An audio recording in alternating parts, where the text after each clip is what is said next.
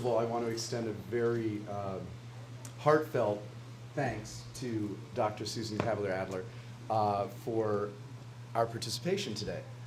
It's very seldom that tango dancers are actually asked to speak. We do communicate very loudly, but it's typically without words.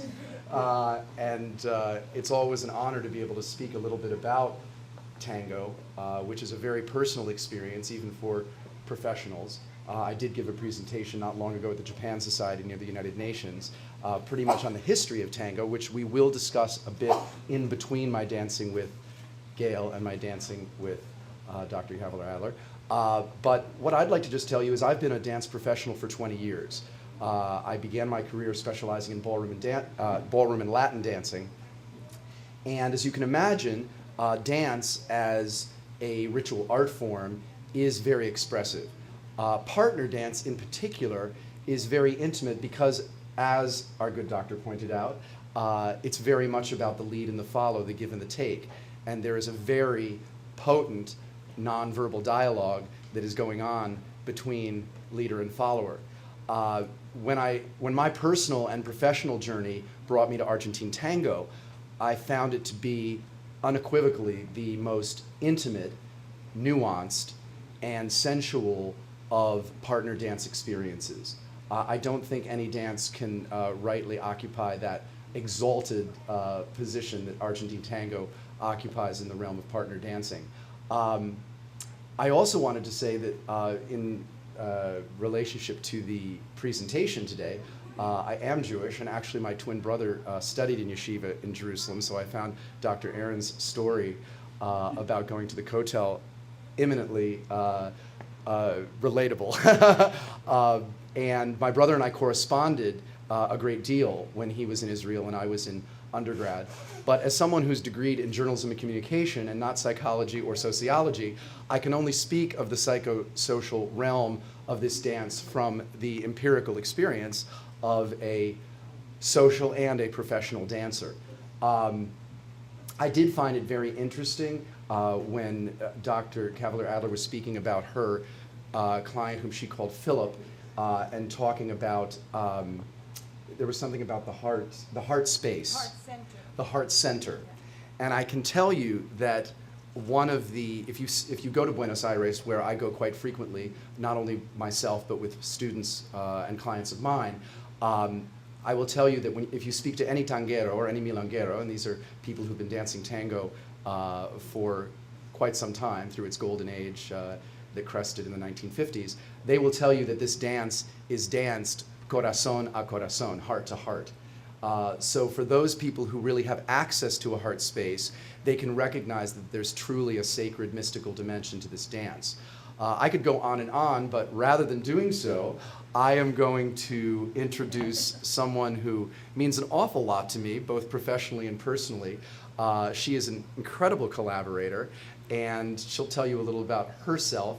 I do want to mention before I introduce you that we do have a signature choreography that we developed and have performed several times. It's called Tin Man Tango. You can find it on Gayle's website and on my Facebook page.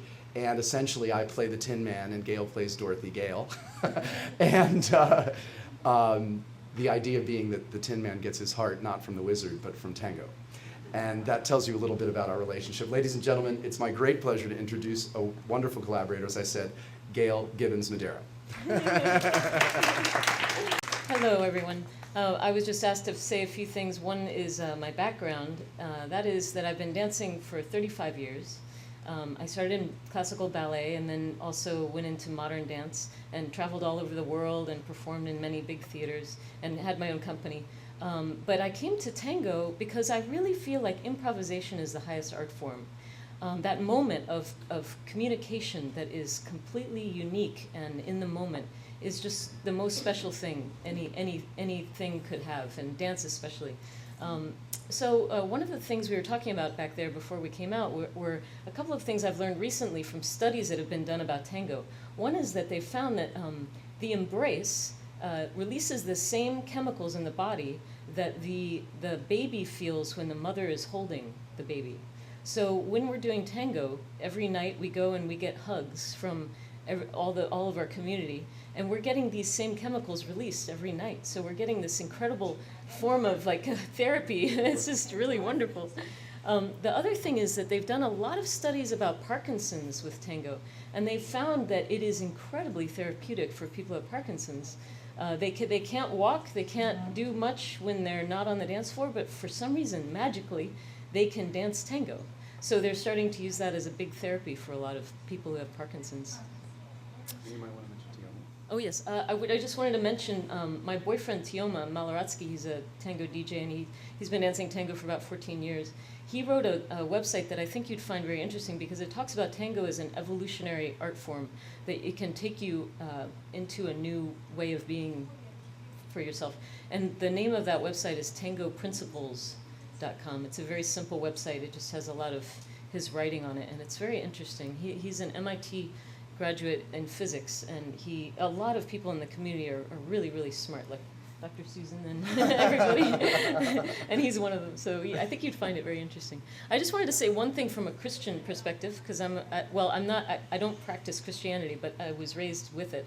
And I was thinking as Sid was talking about the heart to heart and how it says in the Bible that anytime two or more are gathered in the name of the higher being, that higher being is there. And I really feel like that with tango.